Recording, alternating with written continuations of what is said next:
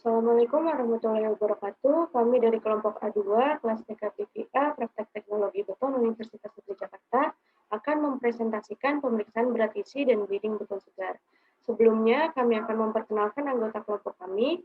Ada Putri Ali Sukmainda, ada Adelia Eki, ada Rizky Julian, ada Nabila Fairani Yusda, ada Ferry Hadiansyah, dan Sultan Dafa. Ya, selanjutnya ada latar belakang. Bleeding adalah pengeluaran air dari adukan beton yang disebabkan oleh pelepasan air dari pasta semen. Menurut Nifile, naiknya air ke permukaan bersamaan dengan turunnya bahan ke dasar disebabkan oleh pengaruh gravitasi akibat berat sendiri sebagai fenomena alamiah atau disebut proses spesifik sedimentation. Kemudian ada dasar teori, cara uji bleeding dari beton segar menurut SNI 4156/2008 terdiri dari dua cara, yang dibedakan atas derajat pemadatan sesuai kondisi contoh beton.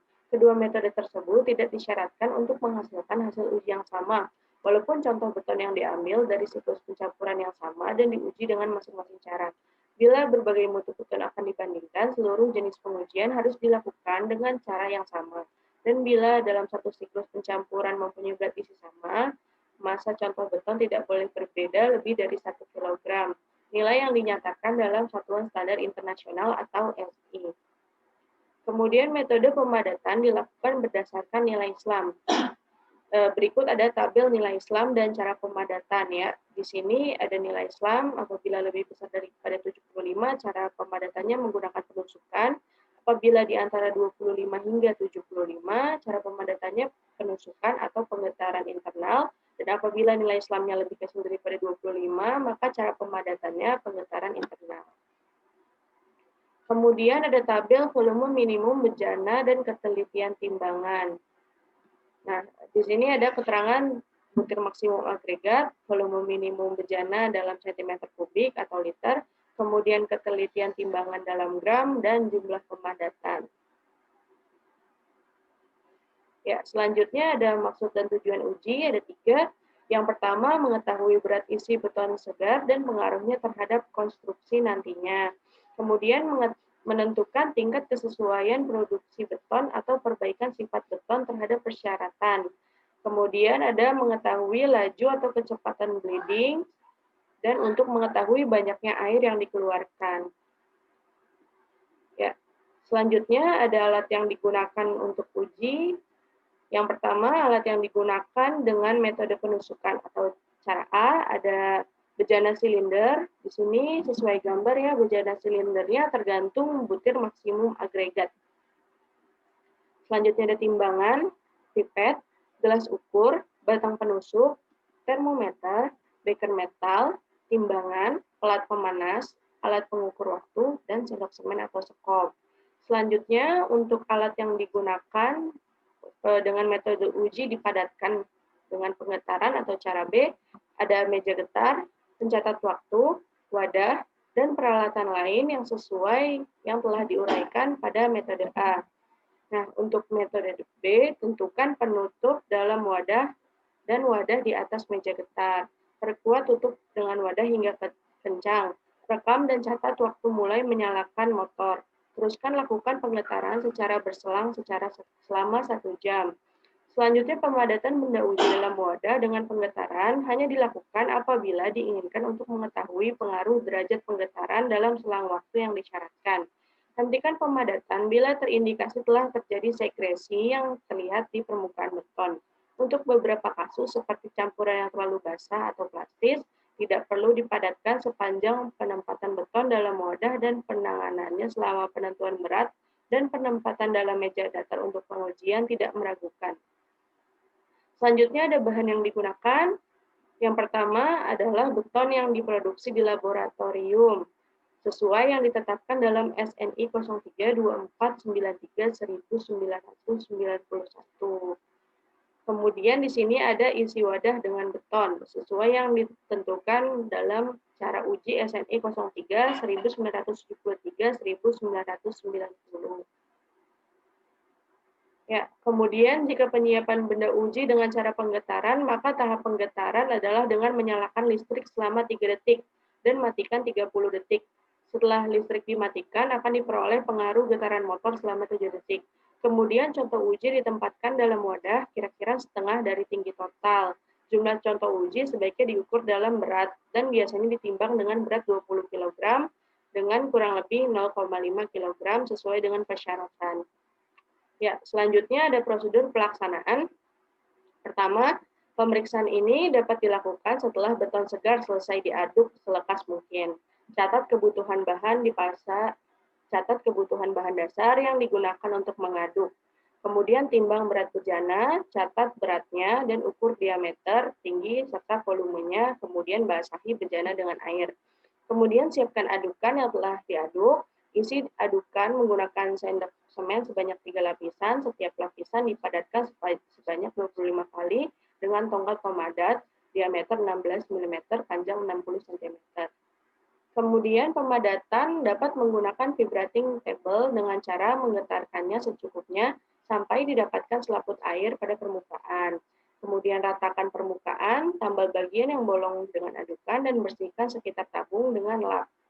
Kemudian timbang berat tabung penakar ditambah adukan, catat beratnya, dan lakukan pemeriksaan bleeding. Selanjutnya, tempatkan tabung yang berisi adukan beton di tempat yang rata dan datar, serta bebas dari getaran. Setiap 10 menit, pada 40 menit pertama, dan selanjutnya 30 menit, air yang keluar dari adukan di atas tabung disedot dengan menggunakan pipet. Catat volumenya dengan memasukkan ke dalam gelas ukur. Lakukan sampai tidak terlihat air keluar lagi. Untuk mengumpulkan air bleeding, jungkitkan benda uji dan mengganjal bagian satu sisi dengan pelat setebal 50 mm setiap 2 menit sebelum air bleeding disadap atau diambil. Setelah air dipindahkan, kembalikan contoh uji pada posisi semula dengan hati-hati.